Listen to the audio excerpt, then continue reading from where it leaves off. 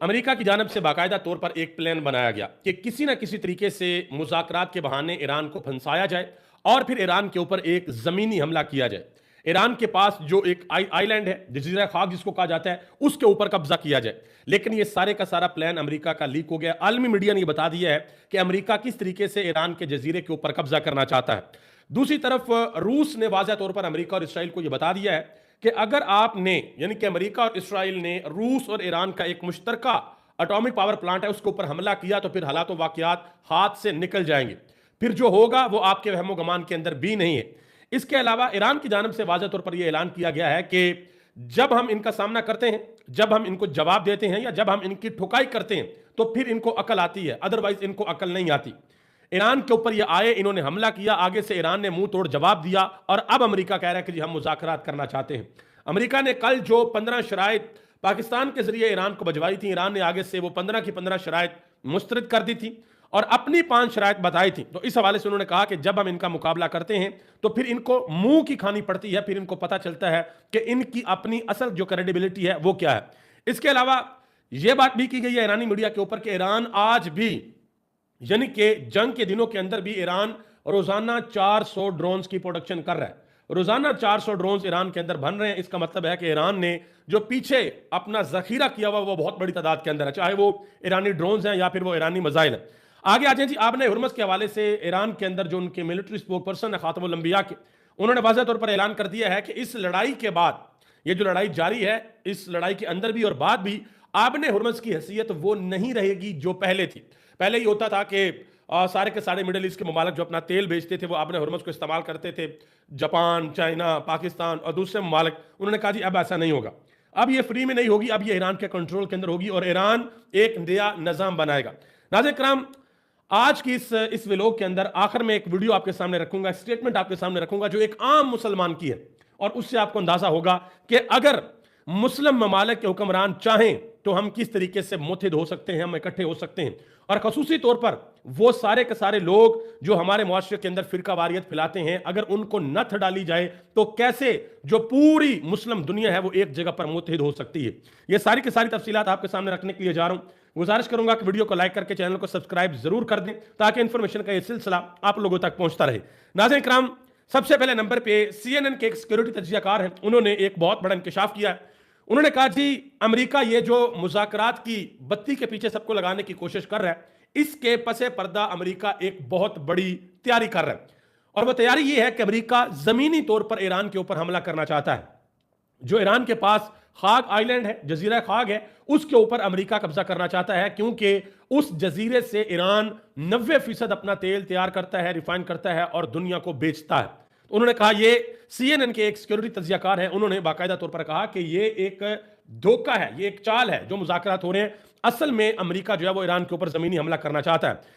जो मोहम्मद बाकर हैं, ईरान की पार्लियामेंट के स्पीकर, उन्होंने वाज़ा तौर पर ऐलान कर दिया है। उन्होंने कहा जी हम तक कुछ इंफॉर्मेशन पहुंची हैं कि हमारा जो दुश्मन है वो हमारे इलाकाई मुल्क की हमायत के साथ, यानी कि ये जो मिडिल ईस्ट है जिसमें मुत्तहदा अरब अमारात, सऊदी अरब, कतर, कुवैत, बहरीन, ओमान, इनमें से किसी एक मुल्क के साथ मिलकर वो ईरानी जजीरों के ऊपर कब्जा करने की तैयारियां कर रहे हैं। यानी कि अमेरिका और इसराइल मिडिल ईस्ट में से किसी एक मुल्क के साथ मिलकर जमीनी तौर पर ईरान के ऊपर हमला करने की तैयारी कर रहे हैं। तो मोहम्मद बाकर ने वाज़ह तौर पर कहा, उन्होंने कहा कि दुश्मन की तमाम नकलो हरकत हमारी मुसल्लह अफवाज की मुकम्मल निगरानी के अंदर है। अगर वो हद से तजावज करते हैं तो फिर इलाकाई मुल्क का तमाम इंफ्रास्ट्रक्चर, यानी कि जो मुल्क यहां से उनके साथ मिला हुआ है, उस मुल्क का तमाम इंफ्रास्ट्रक्चर बगैर किसी पाबंदी के मुसलसल और बेरहमाना हमलों का निशाना बन जाएगा। ये ईरान की कौमी असेंबली के जो स्पीकर हैं उन्होंने वाज़ह तौर पर यह बात की है कि अगर आप लोगों ने जमीनी तौर पर हमारे ऊपर हमला करने की कोशिश की, हमारे आइलैंड्स को आपने अपने कब्जे में लेने की कोशिश की, तो फिर मिडिल ईस्ट में से जो कोई भी आपके साथ है, जिसके साथ आप मिलकर हमारे ऊपर हमला करना चाहते हैं, उनका इंफ्रास्ट्रक्चर सारे का सारा हम तबाह कर देंगे। इसके अलावा एक और अहम खबर है, वो भी मैं आपके सामने रखता चलूं। अमेरिकी इंटेलिजेंस के अंदर से कुछ खबरें लीक हुई हैं और वो खबरें ये हैं कि डोनाल्ड ट्रंप को यह बता दिया गया है कि अगर आप जमीनी तौर पर ईरान के ऊपर हमला करेंगे तो याद रखिएगा कि ईरान ने आगे मुकम्मल तैयारी की हुई है। ईरान ने आप लोगों का बंदोबस्त किया हुआ। आप ये मत समझिएगा कि आप ईरान में जाएंगे, जमीनी कार्रवाई करेंगे और आराम से अपने हदाफ को हासिल कर लेंगे। डोनाल्ड ट्रंप को यह बता दिया गया है कि ईरान वेनेजुएला नहीं है।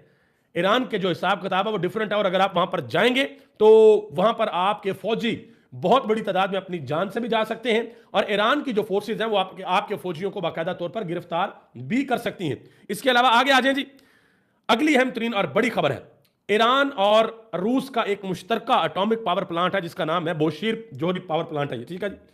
उसके ऊपर जो है वो हमले करने का प्रोग्राम बन रहा है इसराइल और अमेरिका का कि उसके ऊपर हमला करें, और रूस ने अपने हमले को वहां से बाहर निकालना शुरू कर दिया। और साथ ही रूस ने यह खतरनाक वार्निंग जारी कर दी है कि अगर उस पावर प्लांट के ऊपर हमला किया गया तो फिर हालात वाकयात कंट्रोल से निकल जाएंगे। अभी तो लड़ाई लगी हुई है सिर्फ 3 मुल्कों के अंदर, ईरान, इसराइल और अमेरिका के अंदर। एक तरफ इसराइल और अमेरिका है, इस तरफ ईरान है, और बाकी अरब ममालिक भी सारे इसराइल और अमेरिका के साथ खड़े हैं। लेकिन रूस ने कह दिया कि फिर हालात वाकयात जो हैं वो निकल जाएंगे और ये पैगाम हाथ से निकल जाएंगे, और ये पैगाम मॉस्को की तरफ से वाशिंगटन को बाकायदा तौर पर कन्वे कर दिया गया, बाकायदा तौर पर बता दिया गया। डोनाल्ड ट्रंप जो है वो इस वक्त बहुत ज्यादा हड़बड़ाहट के अंदर अजीबोगरीब किस्म के दावे कर रहे हैं। कभी वो कहते हैं जी ईरान की जानब से मुझे बड़ा कीमती तोहफा मिल गया है और अभी मैं उस तोहफे का ऐलान नहीं कर सकता। उस तोहफे के बाद 15 शराइत भेजी जाती हैं, ईरान पकड़ के शराइत मुंह के ऊपर मार देता है। अब समझ नहीं आ रही कि जिस ईरान ने आपको तोहफा भेजा है वो आपकी शराइत क्यों नहीं मान रहा। वो क्यों कह रहा है कि भाई हमारी अपनी शराइत है 5, उनके ऊपर अमल करो, अगर कर सकते हो तो ठीक है वरना हम मुज़ाकरात नहीं करेंगे। और एक और चीज मैं आपको यहां पर बताऊं, बहुत से लोग ये बात कर रहे हैं कि अमेरिका एक बाकायदा तौर पर ऐसा जाल बिछा रहा है, एक ऐसा ट्रैप बना रहा है कि चाहे वो पाकिस्तान को इस्तेमाल करें, चाहे वो तुर्की की क़यादत को इस्तेमाल करें, या चाहे वो मिस्र की क़यादत को इस्तेमाल करें, इन ममालिक की क़यादत को इस्तेमाल करके वो ईरान के जो ऑफिशियल्स हैं, ईरान के जो सुप्रीम लीडर है मुज्तबा हसन खामेनेई, उनके जो वजीर खारजा है अब्बास अराक्ची, उनके जो प्रेसिडेंट हैं, उनके जो दूसरे लोग हैं, किसी ना किसी तरीके से उनसे डायरेक्टली बातचीत हो और उनके कोऑर्डिनेट्स के बारे में पता चले कि कहां पर वो हैं, उनकी लोकेशन क्या है, और अमेरिका उनकी लोकेशन ढूंढ के उनके ऊपर हमला करे और उनको खत्म करे। वैसे तो डोनाल्ड ट्रंप बड़ी मर्तबा ये दावा कर चुके हैं कि जी हमने ईरान की लीडरशिप को खत्म कर दिया है, आर्मी को खत्म कर दिया, बहरिया को खत्म कर दिया, फजाइया को खत्म कर दिया, मिसाइल फैसिलिटीज को खत्म कर दिया, एटॉमिक फैसिलिटीज को खत्म कर दिया। लेकिन अभी भी अमेरिका फिर 15 शराइत लेके तो पीछे पीछे फिर रहा है कि ये हमारी ईरान को दियो, जाकर ईरान पकड़ के मुंह पे मार दी है कि ये है तुम्हारी 15 शराइत। अब डोनाल्ड ट्रंप ने बाकायदा तौर पर तस्दीक कर दी, अब कहते हैं जी कुवैत ने गलती से हमारे 3 जंगी जहाज हवा के अंदर तबाह कर दिए, यानी कि 1 भी नहीं 2 भी नहीं, इकट्ठे 3 जंगी जहाज गलती से कुवैत ने अमेरिका के हवा के अंदर तबाह कर दिए। ठीक है जी, ये आप अंदाजा लगा ले कि ये गलती से हुआ है या कोई और काम हुआ है। जो अमेरिका के नायब सदर हैं जेडी वेंस, वो कहते हैं जी दुनिया के सबसे खतरनाक और खराब तरीन हुकूमती निज़ाम को एटमी हथियार नहीं देना चाहिए, और कहते हैं जी अमेरिका किसी भी सूरत ईरान को यह इजाजत नहीं देगा कि वो एटमी हथियार हासिल करे। अब जरा थोड़ी देर के लिए सोचें कि ईरान दुनिया में किसके लिए खतरा है। ईरान जो है वो, क्या ईरान ने अमेरिका के ऊपर कोई हमला किया? क्या ईरान ने पहल किया इसराइल के ऊपर कोई हमला करने की, या ईरान ने अपने खित्ते के अंदर कभी किसी और मुल्क के ऊपर हमला किया है? नहीं। अमेरिका के लिए हर वो मुल्क खतरनाक है जहां पर अमेरिका के अर्दली नहीं है, जहां पर अमेरिका के पपेट नहीं है, जहां पर डोनाल्ड ट्रंप के जूते पॉलिश करने वाले नहीं है, जहां पर डोनाल्ड ट्रंप को हार पहनाने वाले, इनकी तारीफें करने वाले कि कमाल है जी आप जैसा तो है ही कोई नहीं। जिस मुल्क में ऐसी हुक्मरान इशराफिया नहीं है वो सारे के सारे मुल्क अमेरिका के लिए बहुत खतरनाक है, और अमेरिका उनको अपने लिए महफूज नहीं समझता। और फिर ईरान जैसा मुल्क जो कहते ही है कि ना हम अमेरिका को छोड़ेंगे ना इसराइल को छोड़ेंगे, वो तो इनको खैर बहुत ज्यादा तकलीफ देता है। अब आगे आ जाए जी, कतर ने कल एक इंतहाई अहम फैसला किया था। डोनाल्ड ट्रंप ने कहा था जी सऊदी अरब, ठीक है, they are fighting with Iran with us, Iran के साथ वो फाइटिंग कर रहे हैं हमारे साथ मिलकर। मुत्तहदा अरब अमारात और कतर, इन तीनों मुल्कों का नाम लिया था, लेकिन कतर ने बाकायदा तौर पर कह दिया कि हम अपने आप को डिसएसोसिएट करते हैं इस लड़ाई से, कि हम इस लड़ाई के अंदर शामिल नहीं हैं। अब कतर के ऑफिशियल्स की जानब से वाज़ेह तौर पर यह कह दिया गया, उन्होंने कहा जी ईरान सदियों से मौजूद है, ईरान को खत्म नहीं किया जा सकता। उन्होंने कहा कि यह बात सबको तस्लीम करनी होगी।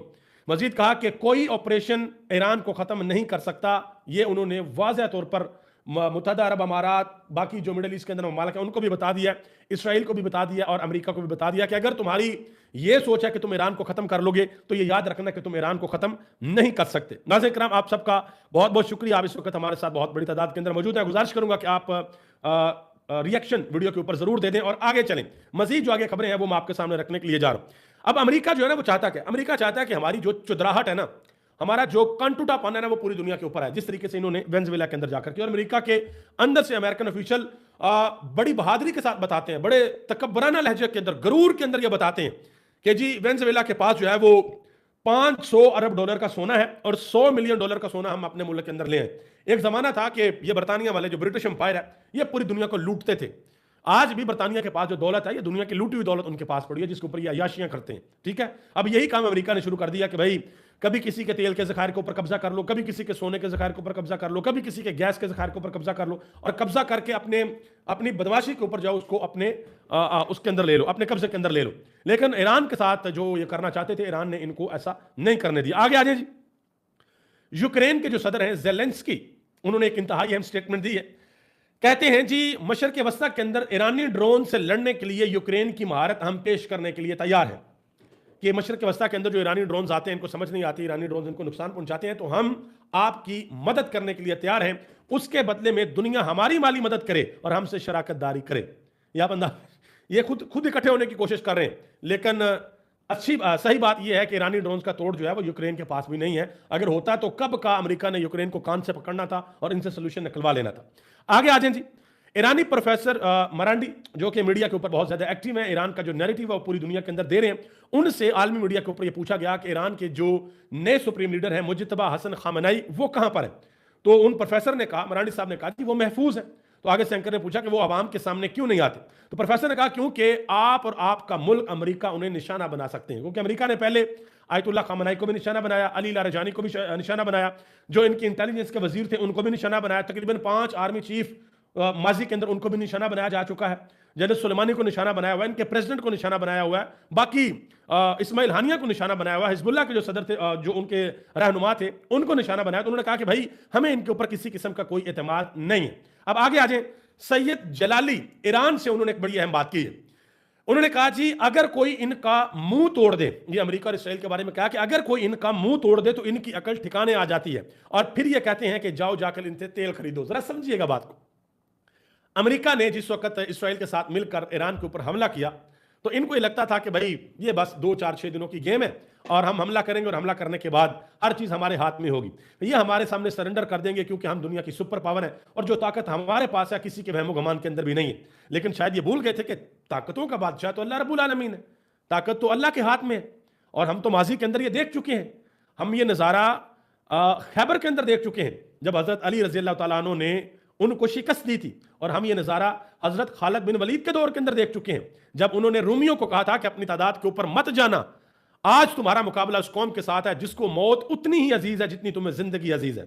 ये वो कौम है जो शहादत की तमन्ना करती है और जब शहीद हो जाते हैं तो ये गम नहीं करते बल्कि ये खुश होते हैं, क्योंकि इनके रब ने इनके कुरान के अंदर इनको बता दिया है कि अल्लाह की राह में अगर आपकी जान जाती है तो उसके बाद आपको खसूसी जिंदगी अता की जाती है, और जो अल्लाह की राह के अंदर शहीद हो जाते हैं उन्हें मुर्दा मत जानो। ये तो अल्लाह रब्बुल आलमीन ने बड़ा क्लियर कट फरमा दिया। और उसके बाद बड़ी मिसालें हैं। उसके बाद आप नूरुद्दीन जंगी को देखें, आप सुल्तान सलाहुद्दीन अयूबी को देखें, आप अल्तमश को देखें, आप महमूद गजनवी को देखें, इसके बहुत सी मिसालें, इतनी कितना मैं घंटा लग जाएगा अगर आपको मिसालें दूंगा। ये सारी की सारी मिसालें मौजूद हैं। और अमेरिका को चाहिए कि ये तारीख पढ़ लें कि कब कब मुसलमान, जो गैरतमंद मुसलमान हुक्मरान थे, जब उनका सामना हुआ बड़ी तादाद के साथ भी, तो उन्होंने अल्लाह की जात पर भरोसा करते हुए दुश्मन को इबरतनाक शिकस्त दी। और सुल्तान सलाहुद्दीन अयूबी ने जो इनके साथ जंग लड़ी थी, इस मैदान का मुझे नाम भूल गया, बहुत बड़ा मैदान था, इंशाल्लाह कोशिश करूंगा अगली लाइव के अंदर आपको बताऊंगा। वहां पर सलाहुद्दीन अयूबी की तादाद बहुत कम थी, लेकिन उस मैदान की लड़ाई ने पांसा पलट दिया था और फिर सुल्तान सलाहुद्दीन अलकुदस की दीवारों तक पहुंच गए थे और उन्होंने अलकुदस को फतह कर लिया था। आगे आ जाए जी। ईरानी मीडिया के ऊपर एक बड़ी जबरदस्त किस्म की इंफॉर्मेशन बताई गई है। ईरानी मीडिया के ऊपर बाकायदा तौर पर यह बताया गया है कि ईरान आज भी, जबकि अभी लड़ाई जारी है, तो ईरान आज भी 400 ड्रोन रोज तैयार करता है। रोज ईरान 400 ड्रोन तैयार करता है और उन्होंने कहा जी 26 दिनों में तकरीबन 3000 ड्रोन का इस्तेमाल हमने कर दिया, इनको इस्तेमाल किए हैं। और ये वो ड्रोन है जो सिर्फ 6 से 7 दिन की सलाहियत है। 6 से 7 दिनों में हम ये 3000 ड्रोन आराम से बना सकते हैं। तो आप अंदाजा लगाएं कि ईरान के पास अभी कितने ड्रोन्स पड़े हुए हैं, उनके पास मिसाइलों का जखीरा कितना है। और उन्होंने यह भी वाज़ेह तौर पर बताया कि ये जो लड़ाई है इसमें अभी तक जो कुछ हुआ ये सिर्फ ट्रेलर है, जो असल कहानी है वो तो अभी शुरू होनी है, क्योंकि ईरान जो है वो ये चाहता है कि वो इस लड़ाई को कम अज कम नवंबर तक जरूर लेकर जाए। नवंबर तक ये लड़ाई जाए और नवंबर के अंदर फिर अमेरिका के अंदर मिड टर्म इलेक्शन है और फिर वहां पर समझ आएगी डोनाल्ड ट्रंप के साथ क्या हुआ। ईरान की मिलिट्री के जो तर्जमान है पासदारान इनकलाब के, उन्होंने वाज़ेह तौर पर ऐलान कर दिया।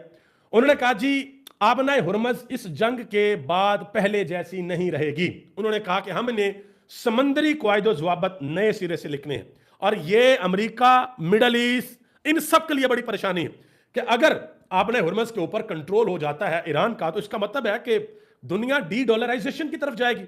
डॉलर का खात्मा शुरू हो जाएगा दुनिया के अंदर। और यह सबसे बड़ा पेन पॉइंट है अमेरिका के लिए कि भाई डॉलर की इजारादारी खत्म नहीं होनी चाहिए। और मैं एक चीज आपको बता दूं, अभी ये इतलात है कि चाइना ने कुछ ममालिक को वहां से अपने ऑयल टैंकर लेकर जाने की इजाजत दी है, लेकिन जो शिपमेंट पेमेंट है वो उन्होंने चाइनी करेंसी युआन के अंदर ली है कि भाई युआन के अंदर पेमेंट करें और लेकर जाएं तेल अपना, में किसी किस्म का कोई मसला नहीं है। तो इससे चाइना का जो तल्लक है ईरान के साथ वो भी मजबूत होगा। और चाइना सालाना तकरीबन मिनिमम 300 अरब डॉलर और मैक्सिमम 700 अरब डॉलर तक कमा सकता है, क्योंकि डेली 240 से लेकर 300 के करीब जो वहां से जहाज गुजरते हैं और तकरीबन 60-70 बड़े बड़े ऑयल टैंकर्स होते हैं। तो वहां से जब उनसे लिया जाएगा टैक्स तो फिर ईरान की जो अपनी इकोनॉमी है वो भी जरा आगे जाएगी। मजीद उन्होंने वाज़ेह तौर पर यह कहा कि कौन सा जहाज यहां से गुजरेगा और कौन सा जहाज यहां से नहीं गुजरेगा, इसका फैसला अब ईरान ने करना है, इसका फैसला और कोई नहीं करेगा। ये उनके जो तर्जमान है उन्होंने वाज़ेह तौर पर बता दिया। ईरान ने स्पेन के लिए एक खुसूसी राय दी है। उन्होंने कहा जी आप आबना हुर्मुज़ को मुकम्मल आज़ादी के साथ बगैर किसी पाबंदी के और बगैर किसी रुकावट के इस्तेमाल कर सकते हैं। याद रहे कि यूरोपियन कंट्रीज में से सबसे पहले अगर किसी ने गैरत का मुजाहरा किया था, हिम्मत का मुजाहरा किया था, जुर्रत का मुजाहरा किया था, तो वो स्पेन का नौजवान वजीर आजम था, जिसने डोनाल्ड ट्रंप की आंखों में आंखें डालकर कहा कि हम इस लड़ाई में तुम्हारे साथ शामिल नहीं होंगे। और फिर वो अपने फैसले के ऊपर डट गया। और मजे की बात यह है कि उसकी कौम भी उसके साथ खड़ी होगी। फिर उसके साथ पीछे फ्रांस भी आया, जर्मनी भी आया, बाकी ममालिक भी आए। उन्होंने भी वाज़ेह तौर पर ऐलान किया कि नहीं भाई, हमने इस लड़ाई के अंदर तुम्हारे साथ शिरकत नहीं करनी। और अब अमेरिकी सदर जो डोनाल्ड ट्रंप है वो ये कह रहे हैं कि आपने हुर्मुज़ को अगर खुला रखना है तो उसके लिए $2 अरब रोजाना चाहिए। और अमेरिकी सेनेटर जो है उन्होंने कहा जी आपने हुर्मुज़ इस लड़ाई से पहले तो बाकायदा तौर पर खुली थी, आपने पंगा लिया क्यों है, आपने ये लड़ाई क्यों की? उन्होंने कहा जिस जंग के मकासद क्या थे। उन्होंने कहा कि जंग शुरू करके आप लोगों ने मसला पैदा किया है और इस मसले के लिए आप कह रहे हैं कि आपको रोजाना $2 अरब चाहिए। आप अंदाजा लगा लें। आगे आ जाए जी, अल जजीरा ने एक बहुत बड़ी खबर दी है। उन्होंने कहा जी ईरान इस वक्त बाकायदा तौर पर तैयारी कर रहा है कि उनका जो एयर डिफेंस सिस्टम है उसको वो मजबूत से मजबूत तर बनाए और ऐसा मजबूत बनाए कि अमेरिकी F-15, अमेरिकी F-35 और अमेरिकी F-18 उसको कामयाबी के साथ निशाना बनाया जा सके। और ईरान अमेरिकन F-15 और F-35 को बाकायदा तौर पर निशाना बना चुका है। उन्होंने इसकी वीडियोस भी जारी कर दी। और अगर ईरान इसमें बाकायदा तौर पर कामयाब हो जाता है तो ये अमेरिका के लिए तबाहकुन होगा। और अमेरिका ने वो जो भड़क मारी थी पहले दूसरे तीसरे दिन, जंग के दूसरे तीसरे दिन, उन्होंने कहा था कि ईरान की फजाओं के ऊपर अब हमारा कंट्रोल है, ये पड़ा हुआ आपका कंट्रोल, ठीक है। अगलों ने बत्ती बना के वापस दे दिया कंट्रोल के, ये पकड़ो। अब आगे आ जाए, ये खबर है कि लेबनान से इसराइल के ऊपर जो हमले हो रहे हैं, वहां की जो मज़ामती फोर्स है वो जो हमले कर रही है, उन्होंने एक दिन में 87 अस्करी हमले किए हैं, 15 मरवाका टैंक तबाह किए हैं और 10 बख्तरबंद गाड़ियां तबाह की हैं। इसी तरीके से इसराइल की जानब से भी उनके ऊपर बहुत बड़े हमले किए जा रहे हैं, बिल्कुल वैसे ही जैसे गजा के ऊपर किए जाते थे और जैसे ईरान के अंदर कॉर्पोरेट बॉम्बिंग हो रही है। इसी वजह से ईरान ने जो अपनी 5 शराइत दी हैं उसमें उन्होंने गजा, फलस्तीन और लेबनान का जिक्र भी किया है, इराक का जिक्र भी किया है कि यहां पर भी बाकायदा तौर पर जंगबंदी की जाए। अगर जंगबंदी होती है तो उसके बाद जो है फिर हम आगे देखेंगे कि आगे क्या करना। आगे आ जाए जी, यूनाइटेड नेशन के अंदर जो इसराइल के रिप्रेजेंटेटिव हैं उन्होंने एक बहुत बड़ा इतराफ किया। उन्होंने कहा जी जब ईरानी मिसाइल हमारे मुल्क में आते हैं, इसराइल के अंदर आते हैं, तो हमारे पास सिर्फ 15 सेकंड होते हैं शेल्टर पहुंचने के लिए। उन्होंने कहा कि ये सारे हमारे हालात वाकयात। और साथ उन्होंने कहा कि अगर आपके 3 बच्चे होंगे तो आप किसको बचाएंगे? ईरानी मिसाइल आ रहे हैं, हम शेल्टर के अंदर जा रहे हैं। अब यहां पर जरा गौर से मेरी बात सुनिएगा। इसराइल का एयर डिफेंस सिस्टम बाकायदा तौर पर बहुत बुरे तरीके से डैमेज हो चुका है। पहले इनका जो टाइम था वो था 15 मिनट। 15 मिनट पहले इनको पता चल जाता था कि भाई ईरान की जानिब से मिसाइल आ रहे हैं। फिर इनका टाइम कम होकर हुआ 10 मिनट, फिर हुआ 5 मिनट, और अब कह रहे हैं कि हमारे पास सिर्फ 15 सेकंड होते हैं। 15 सेकंड का मतलब ये है कि ईरान ने बाकायदा तौर पर इनके एयर डिफेंस सिस्टम के अंदर बड़े बड़े सुराख कर दिए हैं। जो ईरानी मिसाइल जाते हैं और बाकायदा तौर पर जाकर हिट करते हैं। और ये जो बच्चों की बात कर रहे हैं, मेरा ख्याल है कि गजा के बच्चों के बच्चे समझते नहीं हैं। जो ईरान के स्कूल के अंदर जो छोटी छोटी बच्चियां थी उनको भी ये बच्चे नहीं समझते। जो लुबनान के अंदर कर रहे हैं उनको भी ये बच्चे नहीं समझते। और जो इराक के अंदर कर रहे हैं उसको भी ये बच्चे नहीं समझते। इराक के अंदर तो खैर जब पहले इन्होंने हमला किया था लाखों की तादाद में लोग जो है वो अपनी जान की बाजी जो है वो हार गए थे। अब आगे आ जाए, एक और इंपॉर्टेंट चीज जो मैंने आपको कहा था कि आज आखिर में मैं एक चीज आपके सामने रखूंगा और खसूसी तौर पर मैं आपसे आज दस्तबस्ता ये गुजारिश करूंगा। एक भाई हैं, उनकी वीडियो मेरा ख्याल है कि ये शायद हिंदुस्तान के, जिस तरीके से वो बोल रहे हैं, वो कहते हैं जी मैं एक सुन्नी मुसलमान हूं, मैं एक सुन्नी मुसलमान हूं, लेकिन मैं पूरी दुनिया के सामने ये ऐलान करता हूं कि मैं अहले तशय्युई की क़यादत, जो अहले तशय्युई मुसलमान हैं उनकी क़यादत को कबूल करता हूं। उन्होंने कहा कि मैंने हजरत अली रजी अल्लाह तआला अन्हु को नहीं देखा, मैंने इमाम अली मकाम इमाम हुसैन रजी अल्लाह तआला अन्हु को नहीं देखा, लेकिन मैंने हुसैन के बेटे आयतुल्लाह खामनाई को देखा है। उन्होंने कहा कि ईरान ने उम्मत मुसलमा का सर फख्र से बुलंद कर दिया। आपको याद होगा चंद दिन कबल मैंने एक बात आपको कही थी कि करबला के बाद, करबला के अंदर जो हुआ उसके बाद मुसलमानों के अंदर सिर्फ दो फिरके हैं, सिर्फ दो फिरके। ये जो सुन्नी, शिया, वहाबी, देवबंदी, ये इन्होंने हमारे दरमियान तफरके डाले हुए हैं। हमें हमें ग्रोहों में बांटने के लिए नफरत के बीच हमारे अंदर ये बोते हैं। और अफसोस की बात यह है कि हमारे मिंबरों से भी जो है वो इसका तदारक नहीं किया जाता, वहां से भी आग भड़काई जाती है। तो मैंने आपको ये कहा था कि दो फिरके हैं करबला के बाद, एक हुसैनी फिरका है और दूसरा यजीदी फिरका है।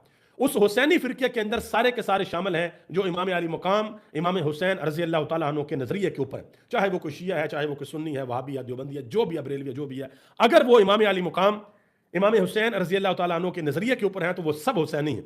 लेकिन अगर कोई यजीद के नजरिए के ऊपर है, और चाहे वो कोई भी है, तो वो फिर यजीदी फिरके के अंदर है, जो ताकत के सामने कहता है कि नहीं भी चीजों को मोल्ड कर दो, ऐसे कर लो, वैसे कर लो, बैत कर लो, और जो कुछ सौदेबाजी होती है वो कर लो। तो वो किस फिरके के अंदर है? वो यजीदी फिरके के अंदर। और आपसे गुजारिश है, जिंदगी भर आपने खुद भी, ये मैं आपका भाई हूं, कुछ लोगों का मैं बड़ा भाई हूंगा अगर आप उम्र में मेरे से छोटे हैं, कुछ लोगों का मैं छोटा भाई हूंगा, जो मेरे बुजुर्ग हैं उनके लिए मैं बेटा हूंगा, अपनी माओ के लिए बेटा हूंगा, अपनी बहनों के लिए भाई हूंगा। आपसे गुजारिश है कि आपने खुद और अपने बच्चों को, अपनी आने वाली नस्लों को यह सबक पढ़ाना है, या आपने उनको बताना है कि इस फिरका वारियत ने पूरी उम्मत मुसलमान का बेड़ा गर्क किया है। हमें फिरकों के अंदर बांट दिया गया है, हमें एक जगह पर मुत्तहिद होना है। जब तक एक जगह पर मुत्तहिद नहीं होंगे, हमें पूरी दुनिया के अंदर छितर इसी तरीके से पढ़ते रहेंगे जैसे अभी हमें पढ़ रहे हैं। और अपने मुआशरे के अंदर चाहे कोई सुन्नी लोग हैं, चाहे कोई शिया लोग हैं, अपना अपना अकीदा, अपने अकीदे के ऊपर रहें, किसी किस्म का कोई मसला नहीं है, कोई मसला नहीं, अपने अकीदे के ऊपर रहें, इख्तलाफात के अंदर ना पड़े, मुश्तरकात के ऊपर रहें, मुश्तरक चीजों के ऊपर आपस में प्यार मोहब्बत करें। और कोई भी आप किसी भी अकीदे से तलक रखते हैं, अगर कभी आप देखें कि आपकी मस्जिदों से, आपके मिंबरों से, आपके बड़े बड़े जो स्कॉलर्स हैं उनकी जानिब से अगर फिरका वारियत को हवा दी जाए, अगर नबी अलैहिस्सलाम की उम्मत को आप बांटने की, तफरीक करने की, तोड़ने की कोशिश की जाए, उन लोगों की मुखालफत करें, उनसे कहें कि बराह करम आप हजूर की उम्मत को नुकसान मत पहुंचाएं। आप खुद सोचें, दुनिया के अंदर 8 अरब मुसलमान हैं, अगर ये सारे के सारे सारी इस्लामी हुकूमतें एक जगह पर इकट्ठी हों और मुकाबला करें, तो मदीने के ताजदार जनाब मोहम्मद रसूलुल्लाह सल्लल्लाहु अलैहि वसल्लम वो खुश होंगे कि नहीं होंगे? जब उनको पता चलेगा कि मेरे उम्मती इस जज्बे के साथ काम कर रहे हैं कि उन्होंने उम्मत को एक जगह पर इकट्ठा करना। और ये एक एहसास, अगर हमारे सीनों के अंदर ये एहसास पैदा हो जाए, तो आप यकीन करें इस दुनिया के अंदर भी हमें बड़े कामयाबियां मिलेंगी और आखिरत के अंदर भी अल्लाह रब्बुल आलमीन की जात हम पर अपना फजल और करम फरमाए।